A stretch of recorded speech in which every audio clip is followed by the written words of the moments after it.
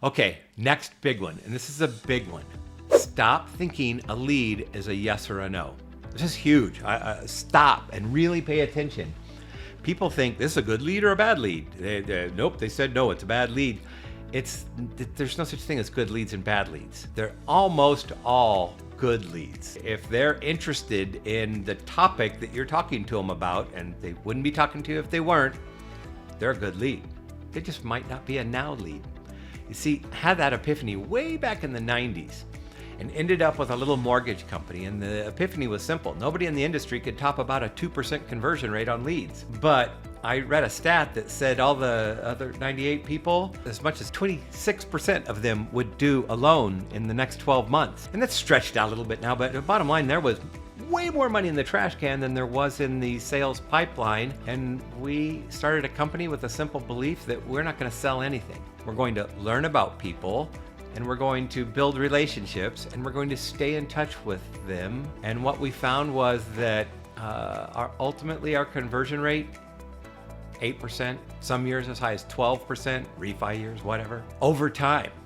And that even though most people think, yep, they called, they want a loan, and they yes or no, and nobody works a lead past a week. Well, we found that of our ultimate conversions on leads, 40% came in the first 90 days. 48% came in the second 90 days. 10% came in the next 6 months. 2% took over a year. Stop treating people like yeses or nos. Be a resource. Make a connection. You're not trying to sell them. You're trying to solve a problem, and they might not want to solve it right now. They might have other things going on. They got to collect more information, whatever it is. Sooner or later, if you believe in your product or service, sooner or later, they're going to want it. And you need to have that connection with them when the time comes. Stop selling and start intersecting with the purchases so that when they're ready to buy, you're there. Probably the biggest thing I could ever teach any sales organization is all leads are good leads. They're now leads and future leads. Your goal is not to get a yes or a no. You got to be tenacious and pushy as hell to make the connection. But when you make the connection, turn them into a contact, learn about them, stay in touch with them, drip on them from time to time. Make sure that you stay top of mind, and we can get into all the hows, and we can cause content to keep hitting them and whatever. But yeah, make a connection and let them buy from you when they're ready to actually buy. I give so many examples all the time. My little notepad, I probably, before I bought it, saw the ad for it 100 times. I just wasn't ready to buy. One day it was just like, you know what? I think I'm gonna buy that thing.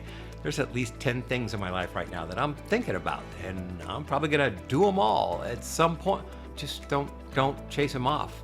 Stop going for the one call close. Let them take action when they're ready to take action. In between, it's not close, close, close. And by the way, when you get into closing, that is the rule. The person who closes the most number of times is always the top closer. You have to figure out how to do it without being annoying and pushy. You don't just go, so do you want to buy? Yeah, I know, but do you want to buy? Yeah, I know, but right now you should just buy. No. There's an art to it. Separate training, but in between the closes, you need to be giving. Give, ask. 80% of what you do should be for them, and 20% should be for you. You need to send them a text, and mind you, when you go through like the examples we had in the connection text, I'm trying to, and give could be making them laugh a little. Anything that keeps them from dreading future contact. You see, everybody in the world, when you're in sales, falls into one of 5 categories. They're a suspect, prospect, customer, client, or champion. And the suspect is the raw lead. The champion is the person who loves you so much they champion your cause and refer you to everybody they can. The client, he's my guy, I use him all the time. That's a repeat customer that you're their guy or gal. Customer, obvious.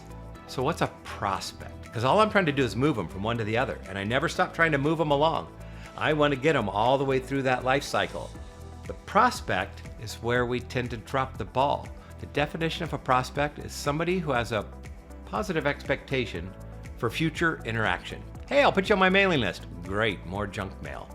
Oh, cool. Well, if you're pushy, annoying, but if you send them valuable information, hot tips, I can't tell you the stuff that I send people that is completely unrelated to my business. It's just, all I care about is that they go, ooh, cool. But that's it. Nope. Next time they see an email from me, they're not just going, oh, another solicitational. Nope. Joke. I know a guy who built his entire business, Mark. He was the best joke teller. And yeah, his 80% was, hey, it's Mark, blah, blah, blah. Don't worry, not talking about real estate or mortgage or whatever the industry is. So 3 guys on a train, and you get it, joke.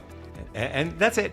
Anyway, just wanted to touch base, share that with you, pass it along. Yeah, every 5th time might be, hey, blah, blah, blah, joke. Oh, by the way, do you know anybody that I'm looking for? And a call to action. Give, ask. 4 gives and an ask. Try to keep that ratio. Do they like my contacts? Do I leave them in a better mood when they get off the phone with me? Or do I leave them stressed out? That's all that really matters. That's your trip. We'll get into the real nuts and bolts on this and a lot of trainings in the future. But just take this approach that at the end of the day, I'm not trying to get a yes or a no. I'm trying to get a I'm ready now, or I'll talk to you later. You're looking for a continuation. And one final pro tip, always try to give one of these at the end. Scripts. Everybody hates them, and the simple fact of the matter is they work. Researched to death. There's no ifs, ands, or buts about it. You need to script yourself, and the best salespeople use a script which they have practiced right down to the inflection points and the pauses and the facial expressions and the gestures. Get it down. And every time you're talking to somebody, you're not trying to make it, no, you're practicing to get better.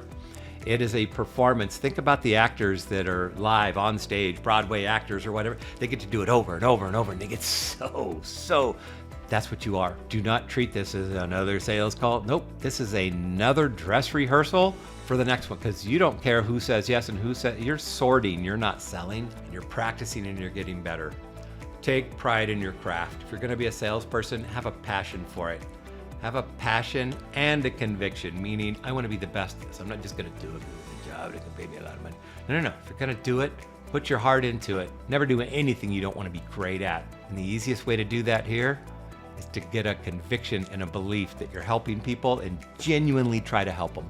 That's your secrets to conversions. We'll get into the nuts and bolts and the nitty gritty and the closing techniques and trial closes and all that crap later.